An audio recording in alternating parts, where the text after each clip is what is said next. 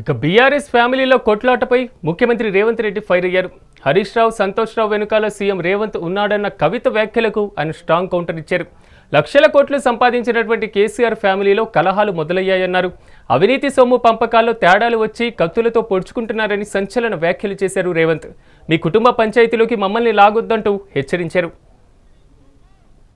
ఇవాళ కుటుంబంలో చిచ్చు పెట్టింది. ఇవాళ వాళ్ళు కొట్లాడుకొని ఉరిమి మంగళ మీద పడ్డట్టు వాళ్ళు పొడుచుకునే విడిచిపెట్టి మన పేర్లు తీసుకుంటారు. మేమేదో ఆన్లైన్ కాలు ఉన్నాం, మేమేదో ఈ లైన్ కాలు ఉన్నామని నేను ఒక మాట ఎక్కువ చెప్పదలుచుకోలే. కానీ 2023 డిసెంబర్లోనే ఆ కాల నాగును మీరు కట్టెతో కొట్టి చంపారు.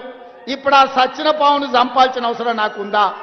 బీఆర్ఎస్ అనే పామును, ఇది కాలకూట విషం ఉన్నది, ఇది ప్రజలను దోచుకునే అనకొండ అని 4 కోట్ల ప్రజలు డిసెంబర్ 3 తారీఖు నాడు బండ రాయితోని మోది ఆ కాలకూట విషమున్న కాల నాగును ఆయల్లనే తెలంగాణ ప్రజలు బొందబెట్టిరు, మాడ వలగొట్టిరు.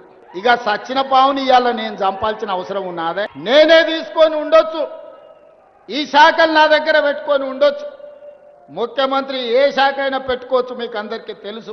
కానీ మంత్రులను సమన్వయం చేయాలన్నా, చంద్రశేఖరరావు సంగతి చూడాలన్నా నాకు సమయం సరిపోదు. కాబట్టి సమయం ఇవ్వడమే కాదు, సరిగ్గా పనిచేసే సమర్థవంతమైన మంత్రి ఉండాలి అని సీనన్నని శాఖకు నియమించిన నా అంచనా తప్పలేదు.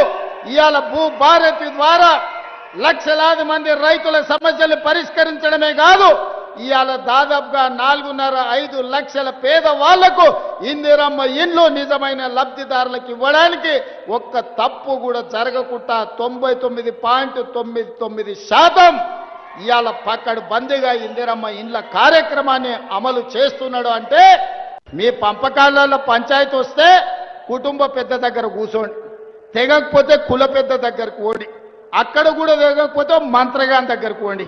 ఎందుకంటే ఏ పంచాయతీ దిగకపోతే మంత్రగాన్ దగ్గర పోయి కూర్చుంటారు. పోయి ఉన్న మంత్రగాన్ని చూసుకొని మీ పంచాయతీ తెంచుకోరు. అంతే తప్ప మమ్మల్ని లాగకండి. మీ కుటుంబం